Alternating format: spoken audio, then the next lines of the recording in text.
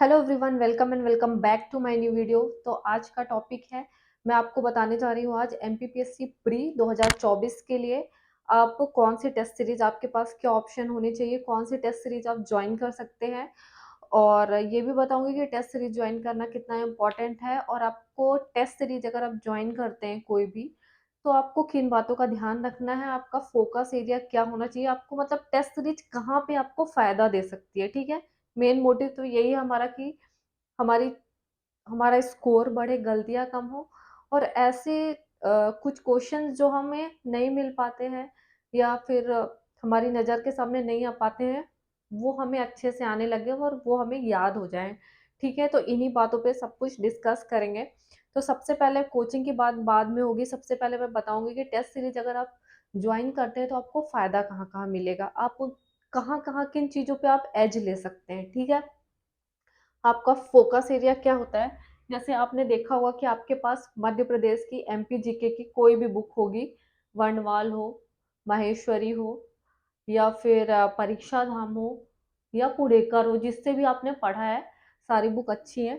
ठीक है, तो जब एमपीबीएससी क्वेश्चन पूछता है तो वो कुछ क्वेश्चन ऐसे देता है जो किसी भी बुक में नहीं रहते हैं। ठीक है, तो जो आपकी बुक में है, मैं मान के चल रही हूँ कि अभी इतना टाइम है, वो तो आपसे बनने ही चाहिए। ठीक है, लेकिन आप अगर कोई टेस्ट करते हैं तो वो लोग, जैसे आप तो कोई एक ही बुक पढ़ेंगे ना, अगर आप कोशिश कर रहे हैं कि आप एमपी की सारी बुक का डेटा लेंगे तो फिर आप फेल होने की तैयारी कर रहे हैं, पास होने की तैयारी नहीं कर रहे हैं। ठीक है, अगर आपको पास होने की तैयारी करनी है तो इन बुक्स में से एक बुक चूज करना होगा और उसी को रट मारना होगा। ठीक है, तो पास होने की तैयारी कर रहे हैं तो एक बुक पढ़ेंगे, लेकिन आप जब टेस्ट सीरीज करेंगे तो वो लोग जितनी भी मार्केट में, यहाँ तक कि हिंदी ग्रंथ अकादमी की बुक, कोई भी बुक हो, उन सबसे वो डेटा लेंगे, क्योंकि उनका काम ही है, अगर वो आपसे फीस ले रहे हैं टेस्ट सीरीज की, तो जहां तक आपकी रीच नहीं है और आप परेशान भी हो जाओगे और आपका पूरा टाइम एमपी पढ़ने में ही खत्म हो जाएगा, तो ये उनका काम है कि वो आपको हर बुक के क्वेश्चन प्रोवाइड करे हर जगह से।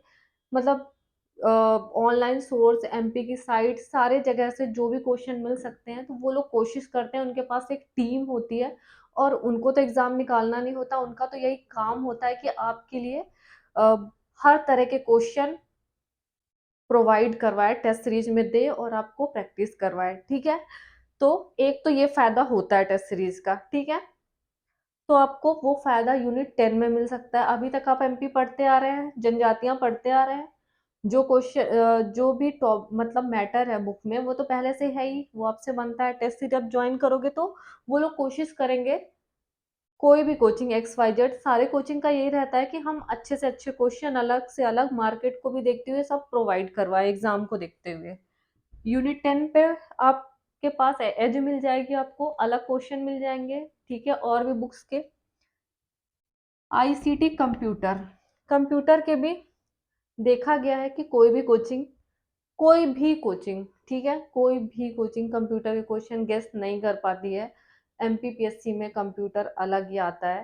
ठीक है, लेकिन फिर भी, जैसा कि जो हम जानते हैं कि क्वेश्चन जो बुक पढ़ते हैं उससे नहीं आता, ये कोचिंग वाले भी जानते हैं कि जो क्वेश्चन वो बनाते हैं नहीं आते, तो उनकी पूरी टीम है, तो वो कोशिश करेंगे ही कि इधर उधर ऑनलाइन सोर्स सारी चीज़ों से आपको अलग क्वेश्चन ला के दे।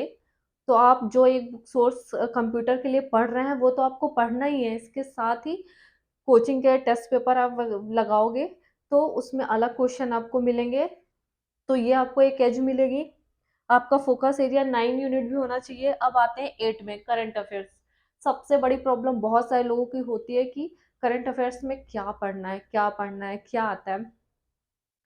तो एक तो प्रीवियस ईयर देख के पता चलता है, अगर आपको नहीं भी पता चल रहा है कोई बात नहीं, आप टेस्ट रीच करोगे तो आपका 9 यूनिट का स्पेसिफिक, जो 9 यूनिट का पेपर होगा, तो उसमें सारे इंपॉर्टेंट करंट अफेयर्स की, हाँ ये आपको बनने चाहिए, अब फिर पेपर जैसा भी आए। तो ऐसी चीजें जो सारे बच्चे टेस्ट पेपर लगा के उनको रट गई हैं, तो वो आपको भी रट जाएगी। ठीक है, तो आप उनके साथ ऐसे कंपटीशन में रहोगे। ठीक है, अगर अलग क्वेश्चन आता है तो उनसे भी नहीं बनेगा, आपसे भी पता चला आपने टेस्ट सीरीज नहीं की, तो सारे बच्चों ने तो जो टेस्ट पेपर कोचिंग वाले देते हैं उनके आंसर तो वो लोग रट लेंगे, तो उनसे तो तुरंत बन जाएगा, तो आप वहाँ पीछे हो जाते हो। लेकिन जब आप भी सेम पिच पे हो, आपको भी वो याद है जो उनको याद है, तो फिर इधर आप थोड़ा कंपटीशन में रहते हो। अब आते हैं यूनिट 6, इकोनॉमी वाला है।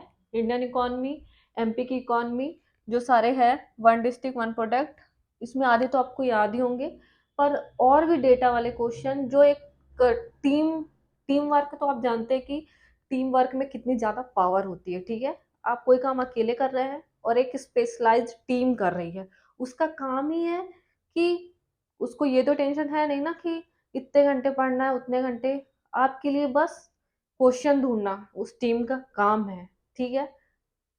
क्योंकि वो उनकी एक तरीके की जॉब है, वो उनका काम है कि वो आपको 6 यूनिट का टेस्ट होगा तो वो हर पॉसिबल क्वेश्चन टेस्ट सीरीज में दे। अगर आप ज्वाइन करते हो तो ऐसे क्वेश्चन पॉसिबल जो आने चाहिए वो आपसे बन जाएंगे, और जो सिलेबस में है वो तो है ही है। तो आपका ये फोकस, अगर आप सोच रहे हो कि आप हिस्ट्री के लिए कर रहे हो टेस्ट सीरीज ज्वाइन, ज्योग्राफी के लिए कर रहे हो, तो भूल के भी ये गलती मत करना। ये सब इतना वास्ट है और इसकी तैयारी आपको खुद ही करनी पड़ेगी। इसमें आपको टेस्ट सीरीज से कोई भी फायदा नहीं मिलेगा, बिल्कुल भी नहीं।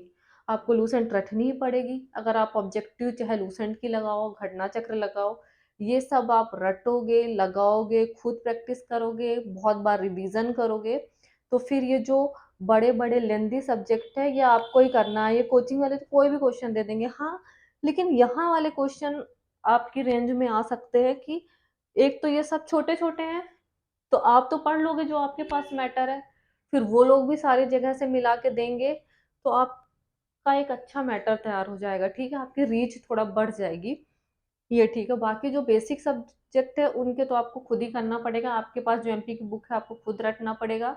हिस्ट्री, ज्योग्राफी, पॉलिटी, ये सब आपको अच्छे से करना है और खुद ही इसकी प्रैक्टिस करनी है, ठीक है। कोचिंग में जो आप टेस्ट सीरीज ज्वाइन करोगे वहाँ पेपर आएगा, लेकिन फिर भी उसके बाद आपको अपनी तरफ से पूरी तरह से तैयार रहना है कि जो टॉपिक दिया हुआ है वो आपसे बहुत अच्छे से बने। तो आपको टेस्ट सीरीज ज्वाइन करोगे तो आपको इन एरिया में फोकस रखना है, तो आपके लिए बहुत ज़्यादा बेनिफिशियल होगा। अब आते हैं कोचिंग की बात कि कौन सी इनमें से बेस्ट है। देखो यार, को जब बात आती है टेस्ट सीरीज की, तो एक कड़वा सच सुन लो, कोई भी टेस्ट सीरीज करो, उसमें से 2 क्वेश्चन आ जाए तो बिल्कुल भगवान को थैंक यू बोल देना कि मैंने ये टेस्ट सीरीज की, इससे 2 क्वेश्चन आ गए।